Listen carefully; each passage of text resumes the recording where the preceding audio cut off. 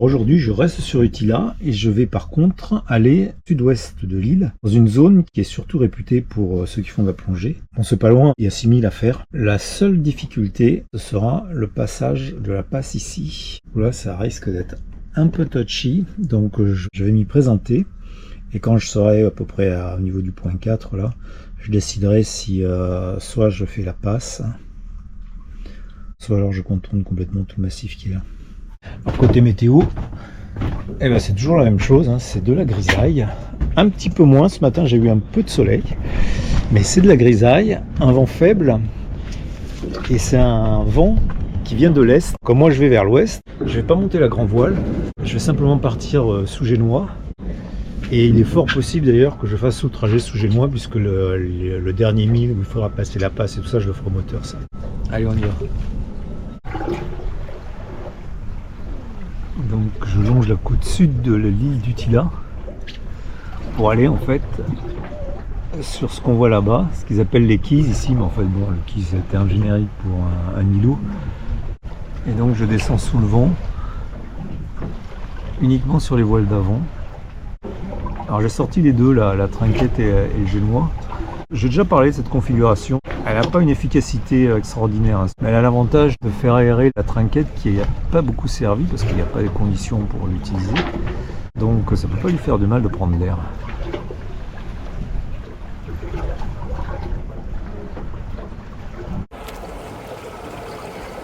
Alors ça c'est la passe de Pigeon Cay. C'est un peu chaud quand même, hein.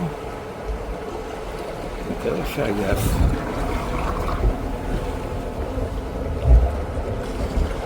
Ça a l'air ok. Mais là le récif...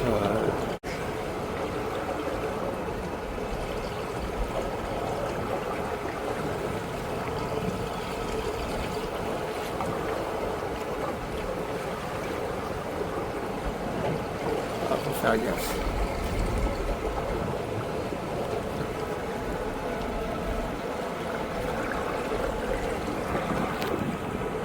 J'ai besoin de mes deux mains là.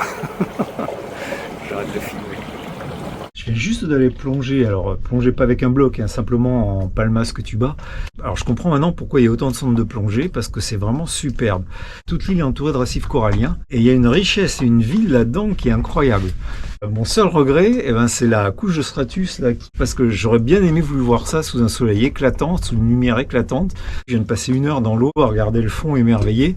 Il y a une quantité de poissons, des patates de corail partout, des tas de trucs que je connais même pas, que je ne saurais même pas décrire. Mais en tout cas, rien qu'à voir comme ça, déjà c'est superbe. Alors je vous laisse imaginer ce que ça pourrait être sous un soleil éclatant. Et vraiment pour ceux qui font de la plongée avec des blocs, c'est sans aucun doute un petit paradis. Parce que moi je suis resté dans la zone des 2-3 mètres, mais rien que dans cette zone des 2-3 mètres, c'est extraordinaire, vraiment extraordinaire. D'ailleurs pour aller faire ça, j'utilise mon annexe, et sur mon annexe j'ai un petit moteur électrique, j'ai pas de moteur thermique, et ça rend super parce que d'abord ça marche toujours, ça pèse rien, et quand on navigue en solo c'est vraiment bien. Le seul inconvénient c'est que c'est pas puissant du tout, donc dès qu'il y a de la mer, c'est mort, je reste à bord. Comme toujours, faut faire des compromis, c'est soit on a un super moteur, une super annexe, mais bon ça pèse son poids, et puis surtout les moteurs thermiques, il faut de l'essence, et une fois sur deux ça marche pas. Moi j'avais fait le choix de la simplicité, ces moteurs là normalement ils sont utilisés pour faire de la pêche en lac. Non, ça fait bientôt 8 ans que je l'ai. Il a toujours marché nickel. J'ai jamais eu de problème avec. Et pareil pour l'annexe, c'est une 3D Thunder. C'est une des plus petites. Elle pèse à peine 15 kg. Je peux la porter tout seul sans problème. C'est quand même appréciable quand on fait du solo. Mais je reconnais que parfois j'aimerais bien avoir une belle annexe avec un bon moteur. Bon allez, je vais me doucher parce que je commence à avoir froid là.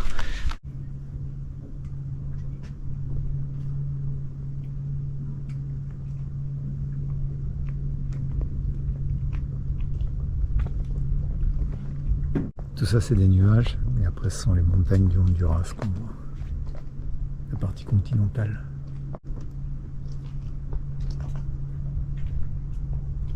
Même dans ces nuances de gris, il y a une certaine sérénité quand même.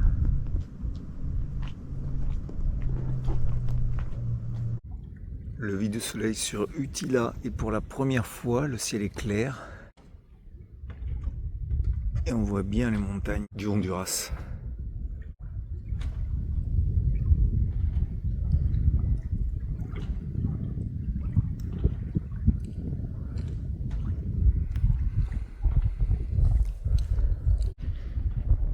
Et bien, j'espère que ça va être ma première belle journée ici, alors, ensoleillée, sous le ciel bleu.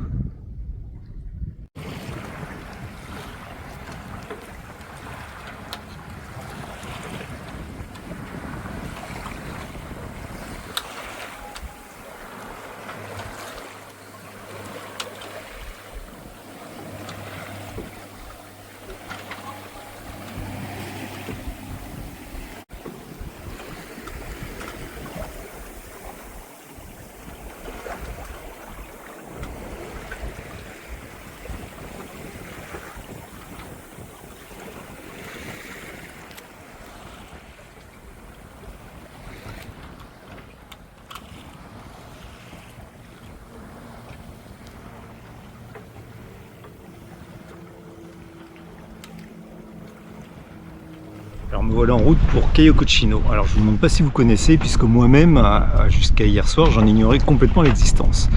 Mais mon problème, c'était que je voulais remonter vers l'est, je voulais aller vers l'île de Roatan. Moi je me trouve à Utila, qui est de ce côté, qui est juste là encore. Et pour aller à Roatan, il me faut remonter plein est, face au vent, sur environ 40 000. Donc 40 000 face au vent, ça veut dire tirer des bords. Ça revient à faire 80 000, presque le double. C'était pas jouable à faire en une journée. Moi, j'étais pas très chaud pour refaire encore une navigation sur 24 heures avec une nuit. Donc, je cherchais des solutions. Je voyais pas trop comment j'allais faire. Et en regardant la carte, à un moment donné, je vois que vers la côte, vers le continent, il y avait sur la carte une zone bleue qui généralement marque au fond. Donc, je dézoome, enfin, je zoome plus exactement. Et là, surprise, apparaît deux petites îles qui s'appellent Cayos Cochinos, donc, avec Cochino Grande et Cochino Pequeño, ou Cochino Chico, je sais plus. Et là, je me dis, waouh, ça, ce serait pas mal. En ligne droite, c'est à peine 30 000. Et en plus, surtout, c'est pas plein est, mais c'est plutôt sud-est. Donc, au lieu de faire un pré serré à tirer des bords, je pourrais peut-être arriver même à le faire en un seul bord. Donc, j'ai décidé d'y aller et de faire un premier bord aujourd'hui jusqu'à Cochino Grande. Et demain, je ferai Cochino Grande jusqu'à Roatan. Et en plus de ça, aujourd'hui, même si le vent n'est pas très fort, c'est même pas du pré, c'est presque du vent arrière que je fais. Donc, c'est très bien parce que de toute façon, si j'avais voulu aller à Roatan, même avec ce vent-là qui aurait été pour le coup mieux orienté, faire du plein vent arrière dans un vent qui est de l'ordre de 5-6 nœuds, c'est pas forcément très fun. Tandis que là, je suis travers, ça varie entre 90 et 110. Le bateau avance tranquillement à 4 nœuds. La mer est belle et en plus de ça, il y a du soleil.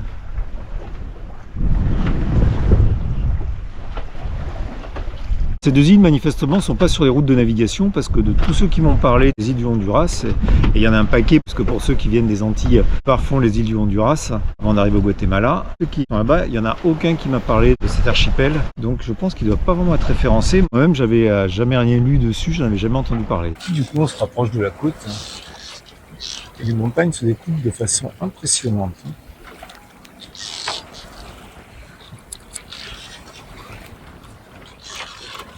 Alors, petit à petit, je me rapproche, pas bien vite, parce que le vent est faiblard. Et mes deux îles qui sont en face, là-bas, en fait, elles sont assez hautes. Ah, c'est marrant, j'imaginais plutôt des îlots comme ce qu'il y a au Belize. Mais non, c'est montagneux, carrément. Je regardais la météo tout à l'heure, pour les jours qui viennent. Je pense que ça va être le seul jour de soleil dans les jours à venir. Demain, il n'y a pas grand-chose comme vent. Le jour suivant, il y a carrément pétole. Et ensuite, il y a un petit coup de vent qui va passer et qui ne me sera d'aucune utilité parce que c'est de nuit. On est déjà à 2 jours de prévision.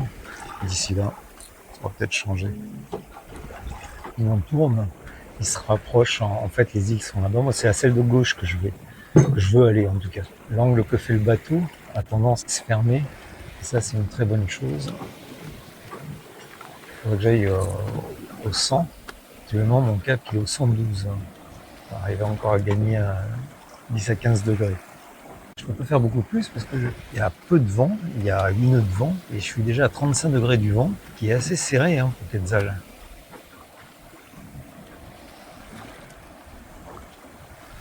Allez, la journée se termine après quelques beaux bords tirés à la voile. Le vent a fini par se lever, même si maintenant il y a une petite couverture nuageuse. Plus grand soleil, mais là ça fait vraiment arriver à l'île au trésor. Alors ça c'est Cochino Pequeño, l'autre en face c'est Cochino Grande. C'est là où je vais.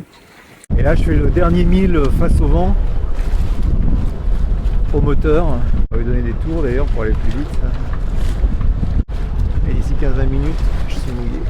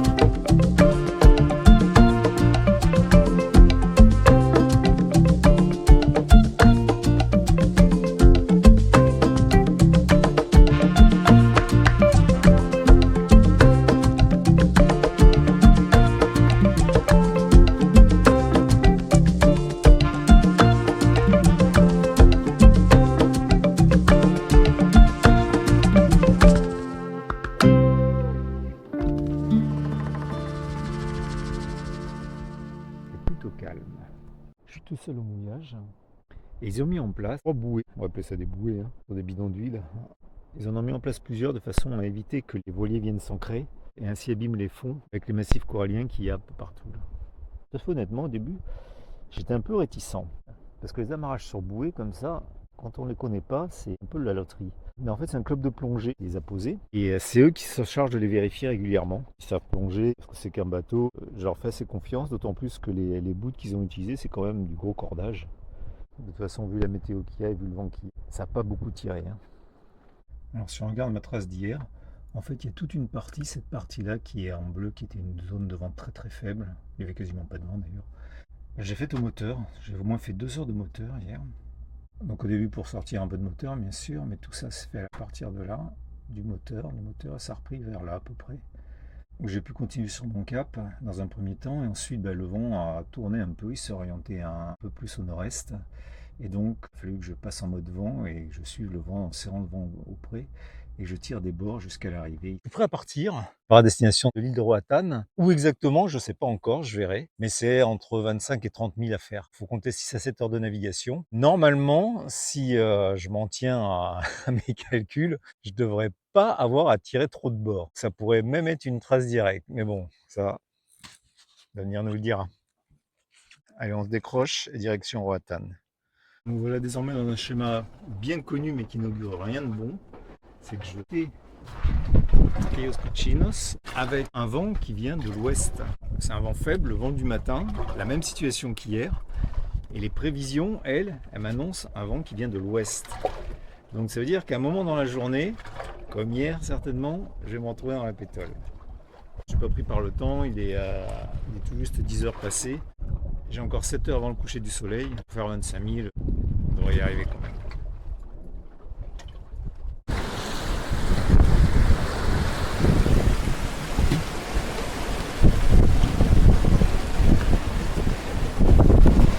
J'approche l'île de Roatán. Deuxième très belle journée de navigation. Alors j'ai eu un petit coup de mou il y a, enfin pas moi mais le vent plus exactement, 1 heure après être parti de Cayo Cochino, et au bout d'1 heure le vent a repris, il a forcé petit à petit pendant toute l'après-midi. Et maintenant que j'arrive près de l'île, j'atteins presque 20 nœuds de vent, ce qui me permet de bien avancer. Par contre on voit au fond là-bas il y a de l'activité quand même, l'air est assez instable. Et là sur le tribord, on voit là-bas tout au fond, ça doit être Guanara, la troisième des îles entre Utila, Roatan et Guanara.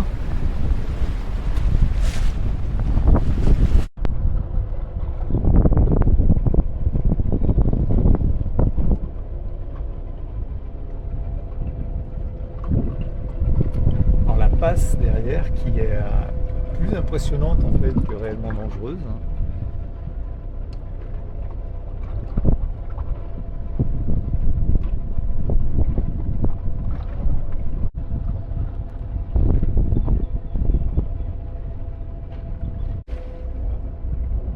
Quelques bateaux au mouillage.